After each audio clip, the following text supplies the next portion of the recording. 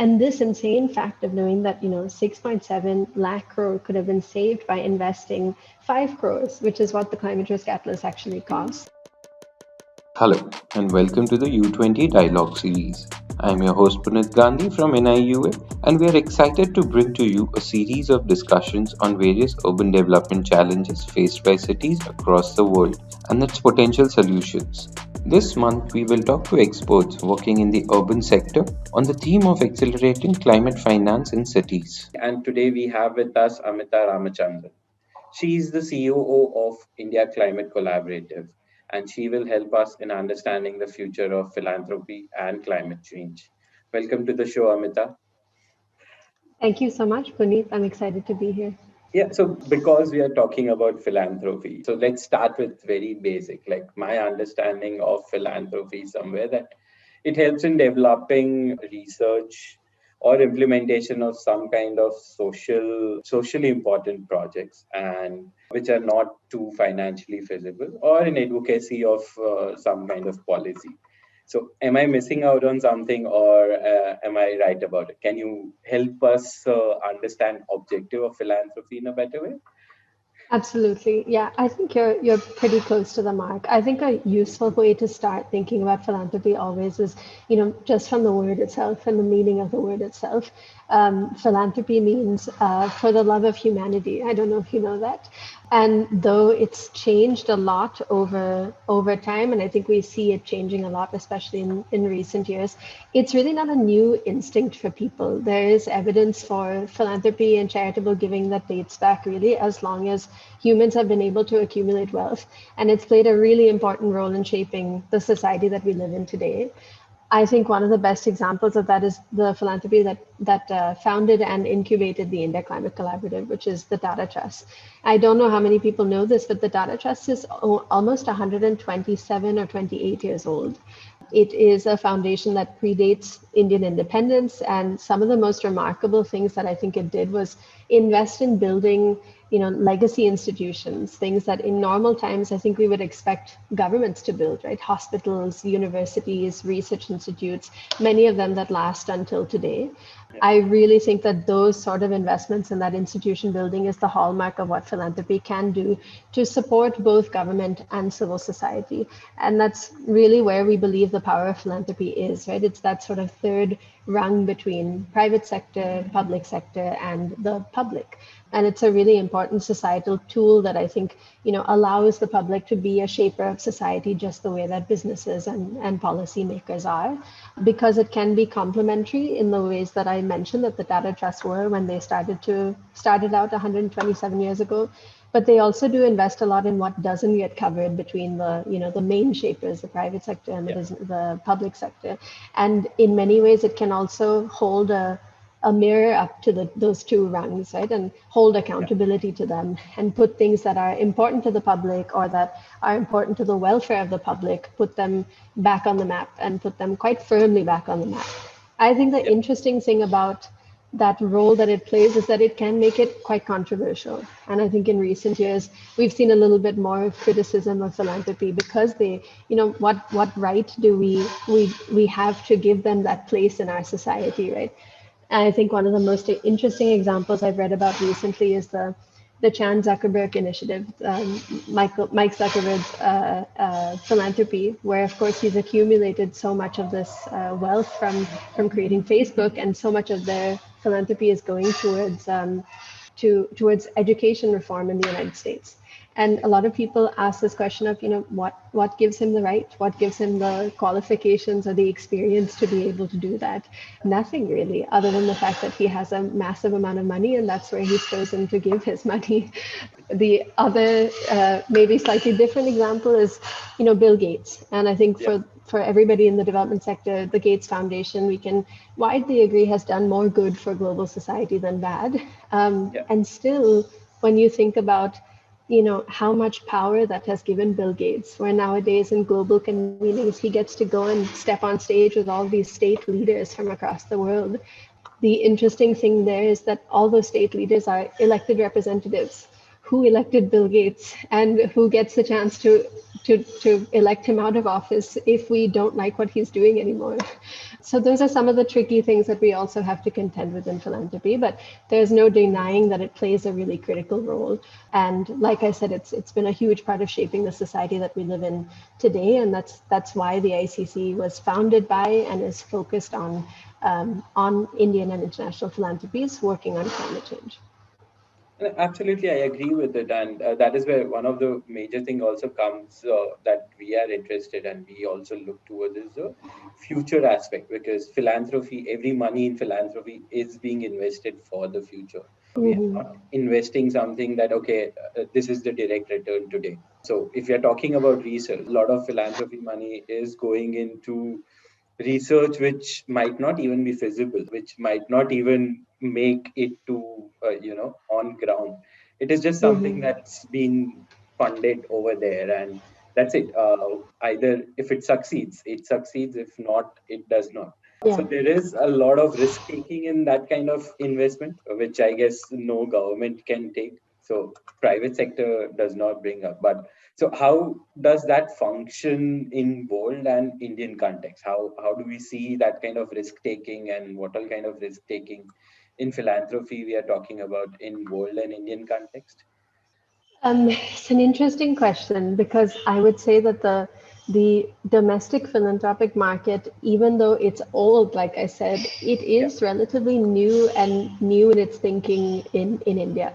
yeah, I do actually see that in our experience of working with Indian philanthropies, there's a much larger skew towards favoring, on ground immediate outcomes over the longer term sort of systemic change, even sometimes a bias away from funding research. There is this sort of incentive to that, in India, we have so many populations with very immediate needs, and that the mandate for philanthropy is to serve those immediate needs.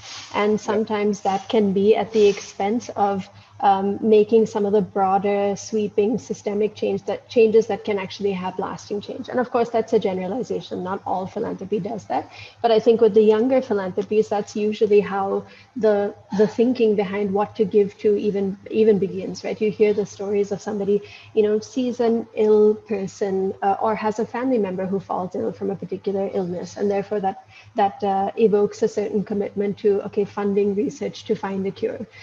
yeah, Or you see a particular community outside your gate and you feel very moved by the fact that they don't have access to clean water, and therefore you decide that that's going to be the sort of goal of the work that you do. A lot of philanthropy still is very intuition motivated in that way. And I think yeah, that makes sense. Again, if you go back to what the definition of philanthropy actually is, it is for the love of humanity. But I think one of the flaws of that sort of thinking is that, the primary form of concessional capital that has the ability to be risk taking and the power to be risk taking isn't actually doing too much of that at this time. But I do think that the domestic philanthropic market is changing significantly. We see it increasing in quantum significantly. I think it's increased. Family foundation giving has increased almost 15% between 2014 and 2018. I think CSR is going up even more. So I do think there's some trends there that are really encouraging, that show a different future. I think that the reality that we exist in right now is that quite a lot of funding goes towards the most sort of basic development outcomes. I think about 60% of philanthropy goes towards health and education outcomes.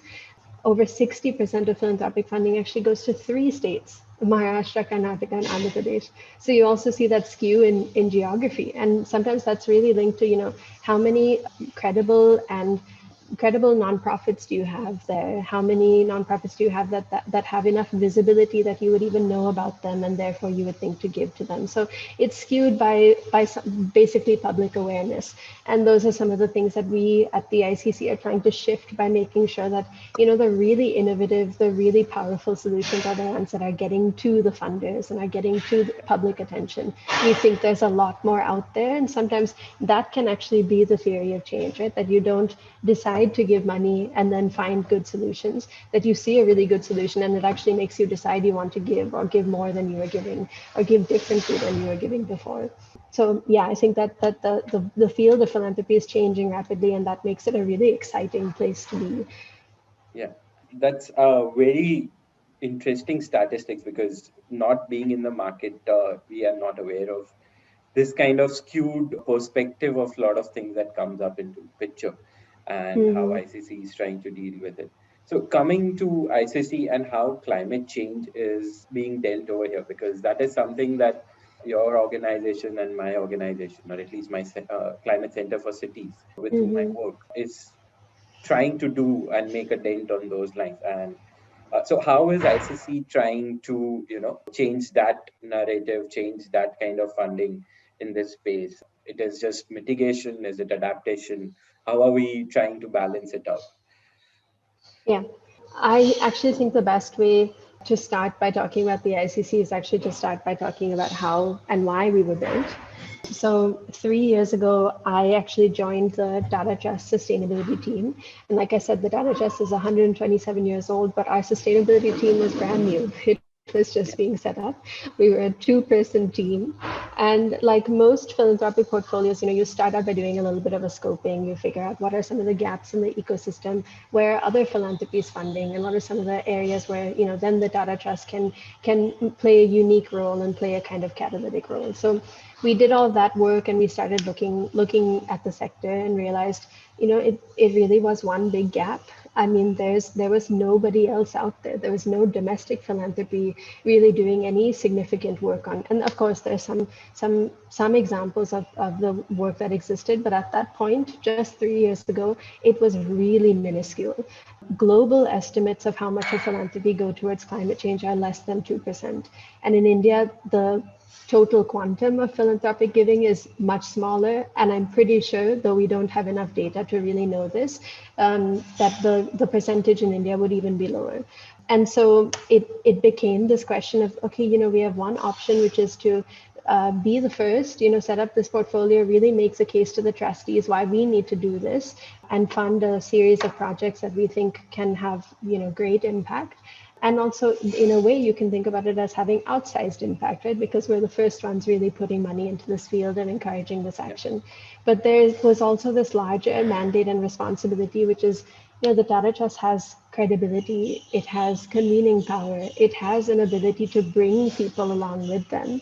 And we know that an issue like climate change it's too big, it's too systemic, it's too urgent for any one actor to do alone. It just didn't make sense for us to think that by creating a portfolio within one philanthropy, no matter how big or how small, that we would really be able to move the needle on this issue.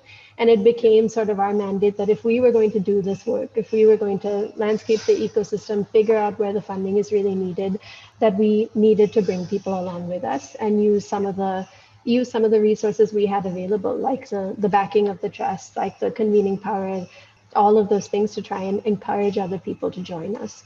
So that was really the start of the ICC, which is realizing yeah, this major challenge we have ahead of us, and so little support or peers to go at it with. And we were built as a collaborative, and I think the collaboration part of it is a really key piece of not only our goal where we were working towards, but also a founding principle. In many ways, right from the beginning, we decided that we can't just be, the big brother bringing a lot of other philanthropies with us. We have to be co-creating, and we have to get a lot of other people to come together and tell us, why haven't they funded climate change already? What are some of the barriers that they're facing? Because everybody knew it was an issue. It was just that there was a series of entry barriers that people would talk about, not having enough expertise within their foundations, not knowing what the organizations they could support to do that kind of work are, fundamentally not understanding what the challenge was, and therefore how they could tackle it. So we brought some of these organizations together who we knew were very committed and wanted to do something and wanted to learn together. And together we co-created the mandate, the agenda, and the structure of the ICC by bringing together these Indian and international philanthropies. And the common thing there really was this belief in the power that philanthropy has to play to convene government, business, civil society, and really create cross-sectoral catalytic change, right? So it was a way to de-risk it, to bring other people along with us by saying it's not just you alone, we're all doing this together, but also to break silos. We knew that there was a lot of work happening all over this vast and diverse country. And sometimes there is a lot of reinventing the wheel because not enough people are connected with each other. Not enough people realize other people are struggling with the same issues. There's a lot of redundancies and therefore wasted spending, like you said, research that gets created and it just sits within your organization when many other people could actually use it. And also a way of sharing responsibility, right? That we all have this responsibility together and we all have the power to do something together. Most importantly, I think collaboration was a way to achieve scale. Again, it's just too big of an issue, this great intangible that is climate change, for one person to try and take on alone. So that was sort of what created us. This group of philanthropies continues to be a guiding and an advisory force for the ICC to ensure that we're staying true to our mandate to represent the philanthropic ecosystem and do what's best for the philanthropies that are our members. And the goals of the ICC, and actually maybe I'll even just say that the ICC was launched only earlier this year. It's been less than 12 months. In January of 2020, we are now the largest philanthropic collaborative in India and the only one focused on combating climate change. We now have over 20 leading Indian and international philanthropists and business leaders who we count as our members, which includes Ratan Tata, Rohini Nilekani, Bloomberg Philanthropies, Hewlett Foundation, and many, many others. And our goal is to seek to drive funding and visibility into the climate ecosystem, which we do in partnership with over 50 civil society organizations, including universities, think tanks, implementing organizations, and actually state and national government bodies. So that's sort of where the ICC is right now. To give you a little bit about what we try to do, our goals are, we broadly talk about them in three ways, which is inspire, connect, and empower. These goals really reflect the broad vision we have for the levers that we think are gaps in the ecosystem right now. So inspire is about communications, like you said, about narrative building, about movement building. Connect is about the power of networks and building those efficiencies within the fantastic ecosystem that already exists, even if it's small. And empower is about the informed learning to action journey. So sort of investing in that training and capacity building, whether it's in governments or in think tanks, investing in funding knowledge gaps that exist that we know are preventing more bold action. All of that sort of work falls into the third one. And this community of partners that we have with us, over 50, like I said, are all organizations that bring immense expertise to us. And we've taken great pains to make sure that they represent the real climate ecosystem, right? So we don't just want the research community. We don't just want the implementing community. We know there are gaps even between those two communities where they don't speak to each other enough, and not enough of our on-ground work is representative of the research, and our research doesn't take into account the on-ground realities around the country. So this was an important part of why we were built the way that we were built. And we try to do our work across two areas. One is, like I said, on engaging more philanthropies to come into the climate space. We try to create that enabling environment for philanthropies to try and demonstrate value for climate investment. So not just the why of climate, why is it important, why is it necessary, but also the how, by providing access to opportunities, connections, knowledge, capacity, all of the things that they said were gaps in funding climate, and try and demonstrate the highest impact ways to invest in climate action. And then there's also a bit of a chicken and the egg, which I'm sure you know about, just that because there's not enough funding that goes into the ecosystem is small. It doesn't have enough capacity to really be able to deliver on this big, action that we need across mitigation and adaptation. So with the resources that we have, we try and channel and direct funding towards solving some sectoral challenges that move us collectively towards an ecosystem that can, make and deliver on really big bets for a safer India tomorrow. And I can talk a little bit about the programs we do, but I'm going to stop there because I just talked for quite a bit. No, we will surely come to the programs as well, because I think that is where the crux of anything starts coming into picture as well, that how things are moving forward. Before we do that, one or two more questions on the line, that how much are we looking at? So as philanthropy, there are 20 leading institutions and 50 implementation partners, or 50 partners, research and implementation partners. What is the kind of quantum that we are looking at in terms of focused approach is being given to climate change? Quantum of money or quantum of resources, however we can put it. So this one is a particularly tricky question, I think, because, especially in the US and in Europe, there are mandates that require private philanthropies to publicly show how much they give in a year. That doesn't actually exist for family foundations in India. Many of them Okay. do anyway, but a lot of them Yeah. don't. So actually, one of the big challenges that we've been trying to figure out is how do we build enough trust in the philanthropic ecosystem to get to a point where we can start to actually ask people to share that data with us. We Yeah. know that it's really critical for us to be able to see the impact that we've had, but also to see the gap that still exists, right? For us to be able to meet that level of investment we need to really make transformational change. So it's a great question. My short answer is that we actually don't know yet. There isn't enough Okay. data for me to give you a good answer. Yeah. Yeah. Yeah, but I can understand that, because this is something which is complex in itself. It's not too. It has its own opacity as well that comes Mm-hmm. with, and that is it. So the next thing I would like to shift is towards the collaborations and breaking of silos, because when we are working with so many organizations, as a government organization, we also face this issue. We also face how do we break these silos so that more and more conversations can happen and transfer of knowledge can happen. How is that thing being brought into the system with ICC? Um, it's tough. It's tough work. I think one way, which is a very low tech way and requires a Yeah, lot of capacity, is that we spend as a team, as a small team, we spend a lot of our time on calls or in meetings with our partners, and we yeah, use that. I think it's important, right? There's no simple way of doing this, which is keeping in yeah, touch with the ecosystem that really drives us, right? That the ecosystem that we're trying to support. So we try to use every single conversation to continue to update that sort of landscape mapping that we did when we first started out. Make sure that we're constantly revalidating those hypotheses, which is, are these issues that we started out trying to solve, are they still the right issues? Are we still focusing on the right things? Or is the community and the ecosystem actually telling us that there's a completely different opportunity here, or that we're completely missing something, or that we're doing something wrong? So it's our way of constantly getting feedback about what our role should be, and what we're working towards.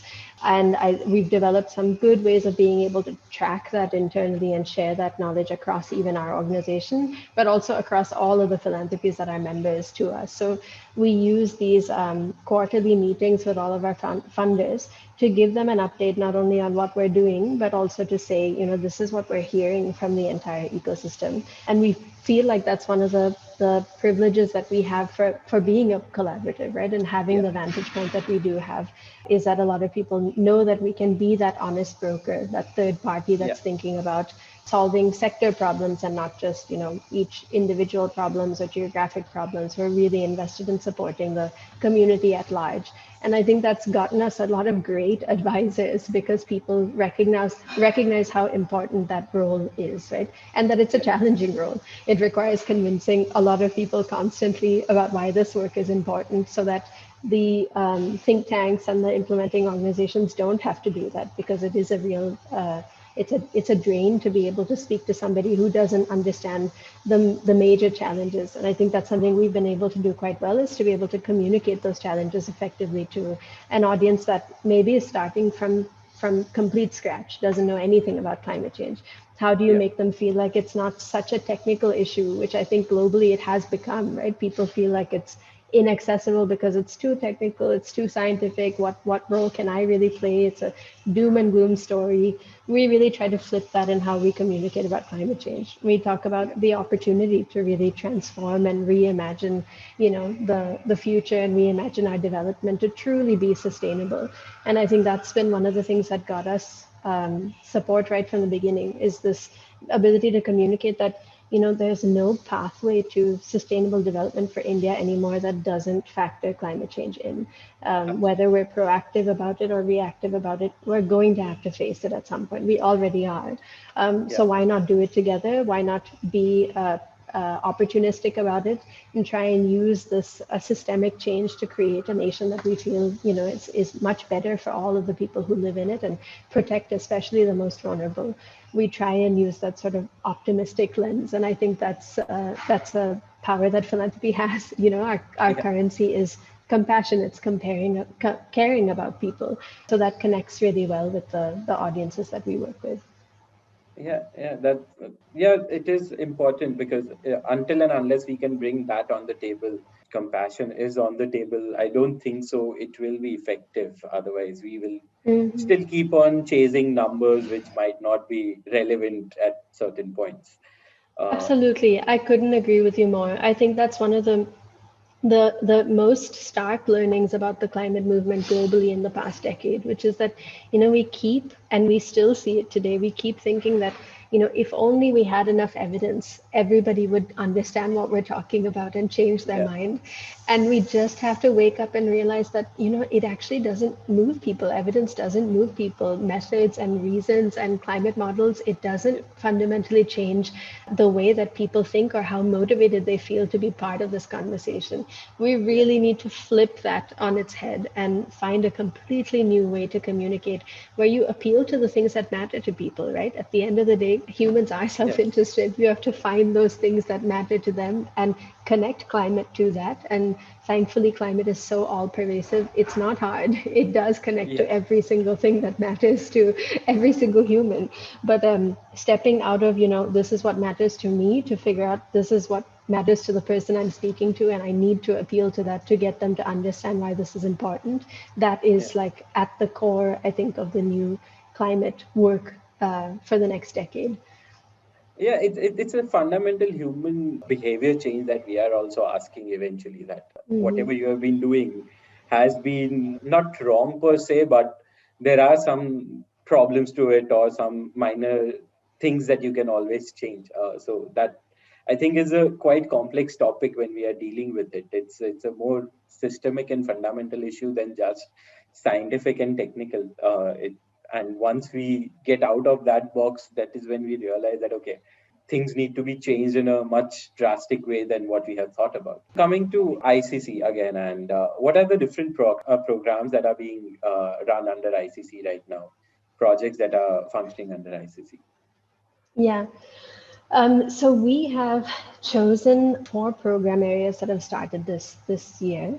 The criteria for choosing them is primarily two factors. How relevant is it to the work of the Indian philanthropic community, especially to Indian jobs and Indian livelihoods, which we know is of national importance at this time. And the second, of course, is potential for impact on climate change, which is both on adaptation and mitigation. We're very clear that the India climate story has to be about both, right? We can't just prioritize one or the other. Then we need to find a way to walk that line. And so the four areas that we have launched programs under are air quality, water security, sustainable land use, and clean energy. Within that, you basically have everything you need, Yeah, but it really felt like those were the articulation of those actually took a very long time for us. We were like, how high, how detailed do we go? Do we call it land use? Do we call it agroforestry? yeah, And we realized that the bigger framing we can have it, the bigger tent our work can be, right? We can invite more people in it because they won't feel like they can't relate to the maybe technical terms that we're using or that we focus too narrowly on one thing. And that was really the reason why we've kept it somewhat broad. And there is a layer that builds underneath all of these, which is our kind of foundational climate work. We haven't found a better term to call it, but it really is the work of sort of building that base understanding of climate change, literally climate 101, yeah, and understanding, the difference between mitigation and adaptation, which might seem easy to you and me and really isn't that commonplace for most people. yeah, and also an understanding of, what are some of the events, the ongoing, policy changes and events that we see that we can break down for the audience that we have, that otherwise it's hard to find kind of a nuanced view on how this, I can give you an example of, the environmental impact assessment, which was hugely controversial this year. We knew that there were two sides to that conversation, and that we were seeing a very polarized conversation in the media. So we made an effort to, as part of our Foundation for Climate work, bring our philanthropy as corporate leaders together and have a briefing about the changes to the EIA, get some environmental activists in the room, also get some representatives from the MOEFCC, and have a fair conversation, a conversation that accepts that there is nuance to these decisions. We're not trying to be an activist body, but we do want to make sure that everybody gets a chance to hear both sides. So through that work, we're trying to make sure that, high quality information, perspectives on what's going on, and an ability to understand the actions that somebody can take is accessible to everybody within our community. And that's sort of what the foundational climate work is. Okay. So are we then specifically looking more on lines of, if I can understand, mapping of the whole ecosystem to start off? And then more of things will be developed in this association, so that, okay, this is what is required in each of these sector, because yes, all these sectors are important and inherent to climate change, because this is Yeah. what is affected for us. So Yeah. I'm assuming that this is how, once the mapping is done, it will be then taken, the step will be taken forward accordingly. Yeah, absolutely. So, we have done many informal mappings, like I said, that we keep trying to update. One of the things that we're kicking off in 2021 is actually a formal climate ecosystem mapping, which will be a public resource. It'll be hosted, on our website, and also hosted on our partners' website, which is Ashoka, the Social Innovators for Public. Yeah. We're really excited to partner with them because they globally have this sort of trademarked way of doing network mappings. They use a sort of snowball method, which is very grassroots, and it basically involves reaching out to climate leaders and then interviewing them, getting their perspective on, what are gaps in the space, what are strengths of the Indian climate community, and then asking them to nominate, 5 other climate leaders, and basically trying to cover the entire, extensive mapping of the ecosystem, and then step back and be able to look at that mapping and see, okay, where are the crowded areas where there's actually like too many people, and where are some of the areas where we expected, if we look at our emissions map, or we look at where some of the critical areas for India's climate adaptation should be, where are some areas where there actually are no organizations, no leaders, and then use that to direct more attention and funding towards building capacity within those areas. I think the exciting thing about partnering with Ashoka, who are globally reputed, is that this is coming from their commitment to having more climate social innovation leaders. So for them, this mapping is also a way to be able to identify who all the climate innovation leaders are, and then use their resources to support them in building capacity, which we know that in across the development ecosystem is something we really face as a challenge, right? The capacity to be able to build organizations and scale up really successful organizations. We do often find that once all NGOs reach a certain size, they really start to struggle with some of the issues of scale. And I think there are great organizations that support them in that. That's a non-climate, agnostic issue that can, where significant capacity building can be built. So that's the sort of Ashoka mapping. I think if I go into each program, you will be here forever, Puneet. So I'll give you one example of a program that I think is quite an interesting one. And it's a good example both of the topic of this podcast, which is the role that philanthropy can play, and also critical gaps in the climate ecosystem that we're trying to fill. So like we've talked about, our conversations in climate change globally, especially, are usually skewed towards combating climate change and basically climate mitigation, right? And the reality is that in India, especially, climate change is already happening. Many of us are already experiencing those effects, whether we know to call it climate change or not. There's an interesting statistic by the United Nations Interagency Standing Committee report where they talk, it's a report on return on investment in emergency preparedness. And they say that for every 75 rupees that's invested in climate preparedness, it saves over 150 rupees in future response.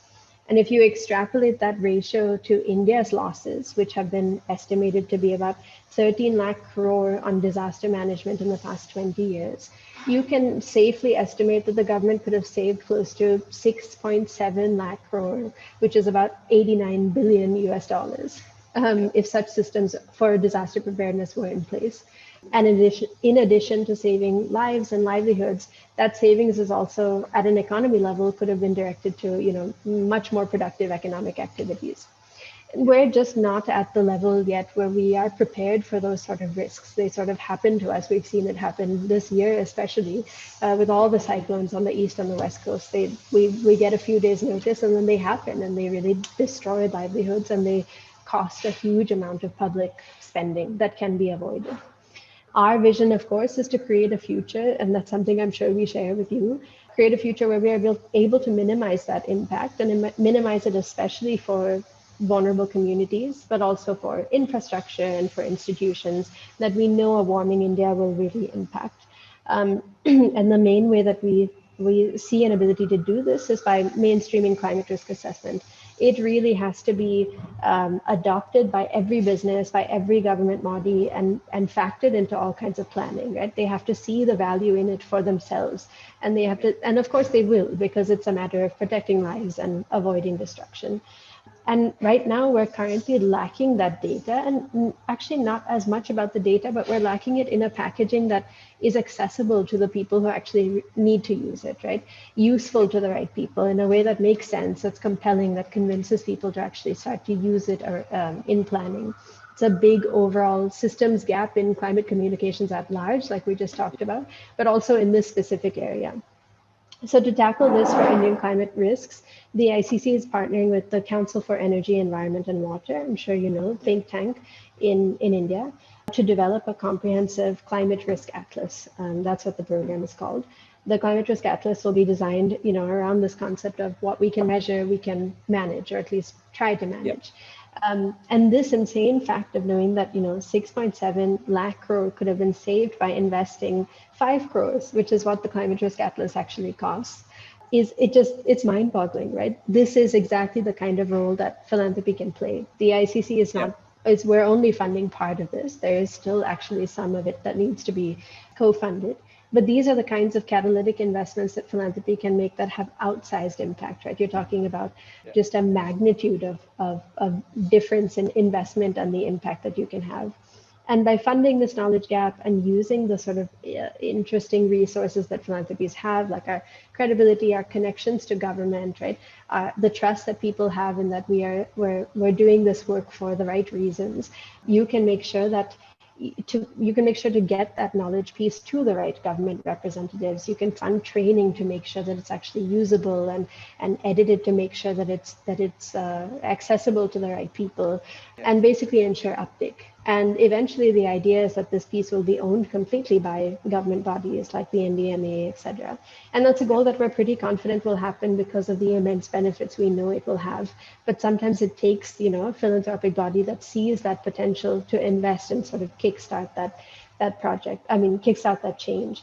And specifically about the piece that we're funding, it'll be a district compendium, a section of this larger risk atlas, which will have a sector-wise vulnerability assessment for Indian districts, and an index that sort of highlights the most vulnerable districts in India and what they are most vulnerable to, including extreme weather events, coastal flooding, urban heat stress, water stress, crop loss, vector-borne diseases, biodiversity collapse, all of the things that are relevant in India. So that's a one deep example of a program that we're running. Thank you. That was indeed quite insightful, because once we get into this, I'm sure, like, if I had more time, I would have asked you many more questions on these lines. We can talk about it after the podcast. I'm happy to, Puneet. Absolutely. So I'll again step back on what all conversations we are having and look at it again from a larger lens. That when we are talking about philanthropy and how do we look at its future now? So there is also a lot of buzz going about individual giving, and how does that come into picture? How do we look at philanthropy maybe 10 years down the line? What are your thoughts on that?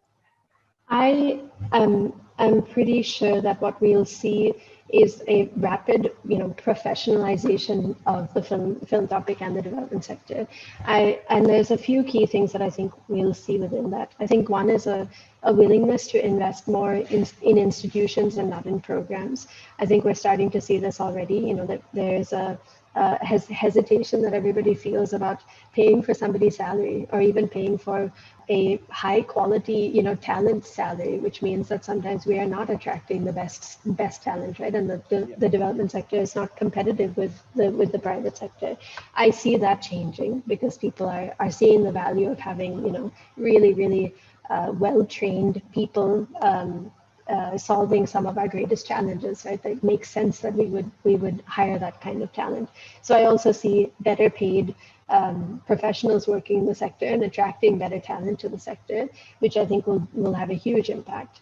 I think at a larger level, I think we're going to start seeing more strategic, not charitable giving. So going from that sort of intuition-based philanthropy to thinking about questions like, moving away from the sort of incremental efforts that we have right now, which are really important, but thinking more long-term about, if we think about let's say 2050, what do we want our nation to look like? What do we want our energy and economic systems to look like? And then how can philanthropy create that momentum to make that transition happen? I think those conversations are going to drive more of the decisions that philanthropic giving makes. And another big thing, and maybe this is hopeful because we are the India Climate Collaborative, I do see a lot more collaboration. I think people are starting to see that the benefits largely outweigh the costs of, the transaction costs of coordinating with a lot of people and trying to build consensus and trying to find alignment. I think people see the significant transformational, systemic, national impact you can have when you work together. And I'm very hopeful that that's the sort of future that we're working towards within the philanthropic sector.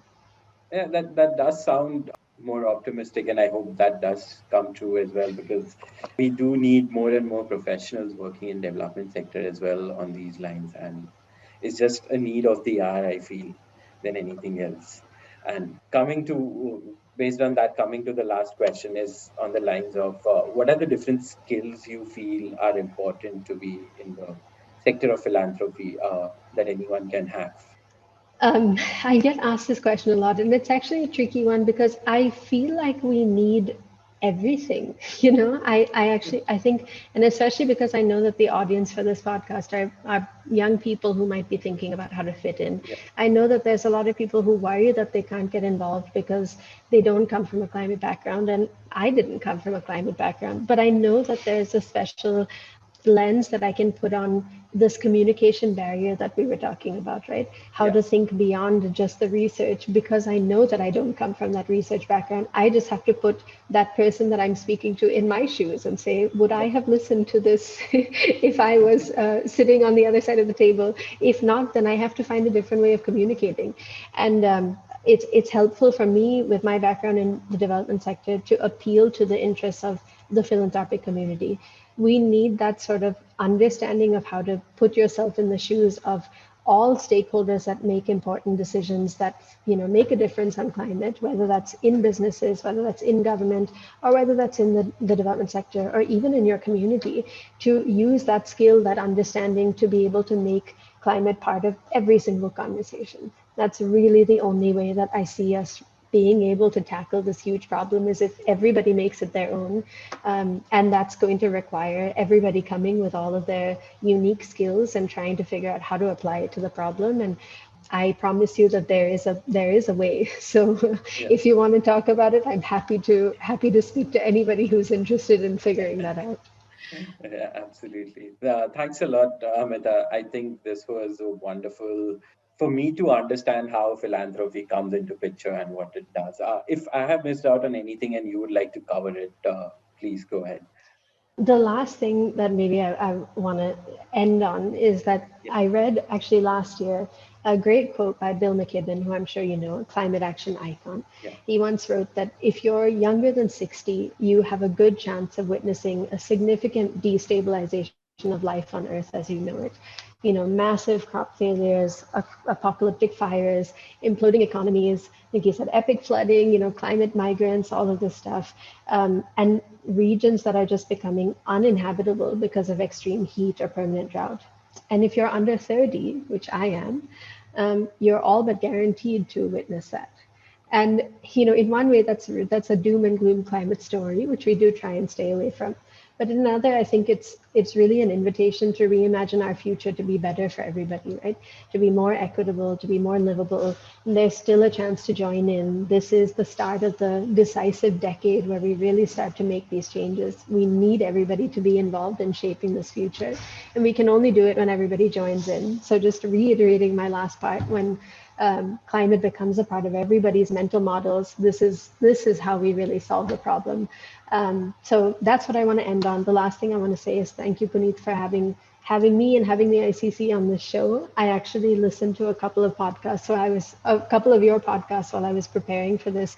And I'm so impressed in every podcast how you're able to get into each separate subject in such a deep way and ask such thoughtful questions. So I've been really lucky to be on here, and thank you for having us. Thank you, Amita. It is my pleasure as well that ICC and you could come on board, because eventually the idea is to understand this in all different perspectives possible. I think that is when we can start building upon what we are trying to build, either climate, innovation, sustainability, or urban development. These are all very complicated topics just to be done by one person. They require Absolutely. massive amount of workforce. So thanks a Well, lot you're for your doing a time. fantastic job. Thank you. Thanks a lot. And thank you for being on our show. I really hope that audience also feels the same way and they also get as many good things out of it as you have gotten out of it. Thank you. You have been listening to the U20 Dialogue series. To know more, check out our website u20india.org. Do share the dialogues with your friends and colleagues. Don't forget to follow our social media handles for more information. Stay tuned for our next dialogue.